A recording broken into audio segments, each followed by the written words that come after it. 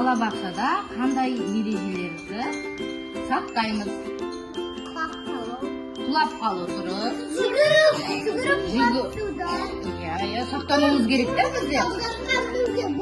Бізде отыруға болмайды? Тағы да.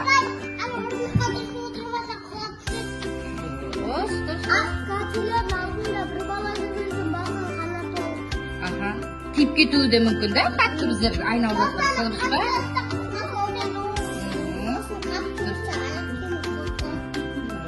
Дұрыс, өте жақсы.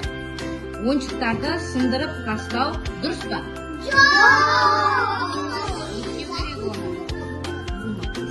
Тағы да. Досыңның затын жерден тауып алсаң, өзіңе алып қайтаруға бола ма бала? Құларыңды ұруға, итеруге бола ма? Не істейді ол? Құлап қалады, иә. Бір-біріңізбен дос болу керек, дұрыс па? Жолдан қалай өтуіміз керек, балалар? Бағдаршамның қасынан жүру керек па? Және қандай түстері бар? Сары,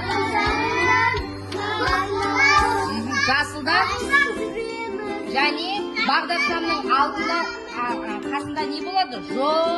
Жолақша болады, солай ма? Жолақшадан өтуіміз керек па?